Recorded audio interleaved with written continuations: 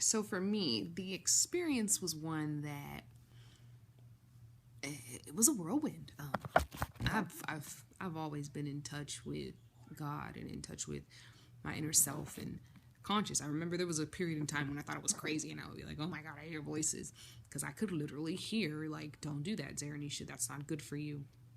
And prior to this experience, I don't think I'd ever really seen Satan attack me. I don't think I was really ever conscious enough to see the attacks.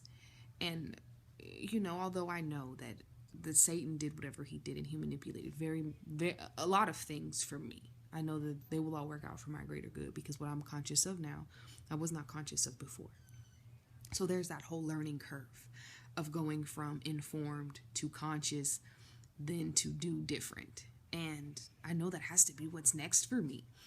What's next for me has to be the phase of not reacting and seeing Satan and calling a thing and calling it as it is and rebuking Satan without problem.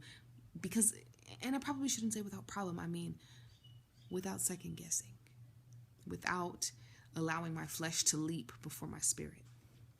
So, although I'm in a space. I'm in a space that I can't explain because I've never been.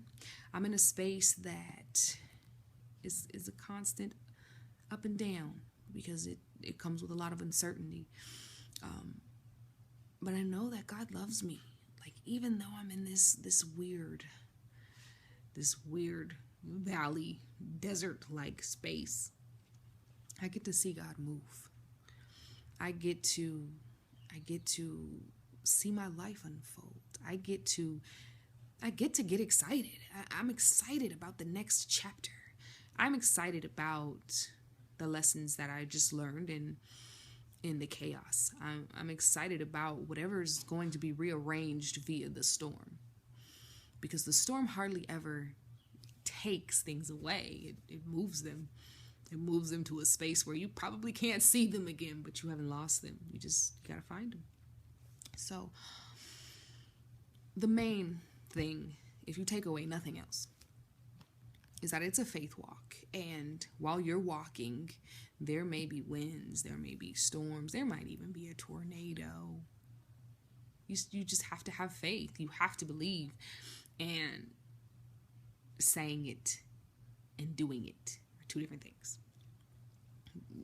You have to be honest with yourself and honest with those that want to get to see you, because people see you but they don't see you. And so believing in God and having faith have been truly tested for me over the course of the last 7 years. There was a period where I stopped praying. I stopped praying because I was so freaking inundated with anger with God, not with man, because I feel like I believe God to direct me. I allow my spirit to do whatever it's going to do. If I see you and it's on me to speak to you, I'm going to. If I feel like I have to say something, I'm going to, unbridled, without second thought. So to be in a position that I was not seeking and for it to catastrophically fail and be painstakingly deafening, I blamed God. Not necessarily blamed, because I don't want it to come across like I smited God, but I'm having a conversation like I'm struggling with telling you how I feel because I know you know how I feel. I'm struggling with telling you where I'm at because I know you know, and this isn't what we discussed. When I walked into this situation, this is not what you told me.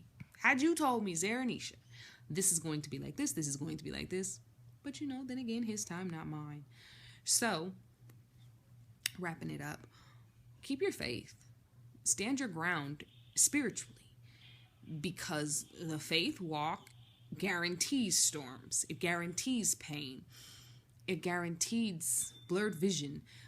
It guarantees a shedding and growing process. It guarantees letting go and holding on and the seasons that the Bible speaks of. And so, enduring those seasons without faith, without love, without the continual looking up to where your help comes from, you're going to fail.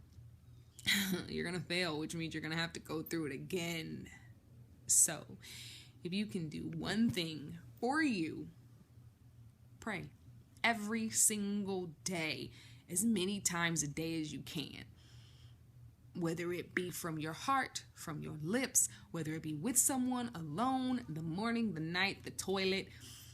Talk to God more than you talk to people. Because that faith, that belief, that yearning, that hunger, that communication, that relationship will sustain you and nothing else will. And I feel like, I kind of lost that. I feel like there were some things lost in the fire. Not necessarily lost, but misplaced. Wordplay. I misplaced some things in the fire, and I'm looking forward to what the storm is going to bring. So, moving forward, no longer looking backward, moving forward. Learn the lessons. Learn the lessons and expect the tests, because if you don't, you'll wind up like me, angry at God and losing time. And although it can never really be a loss, because all things work out for the greater good, it feels like a loss. It feels like unnecessary pain. And always remember that no matter where you are, no matter what you're going through, you're right where God says you're supposed to be at this moment, learning whatever you're supposed to learn to increase your testimony, to increase bringing people to Him, and to be the light of Him.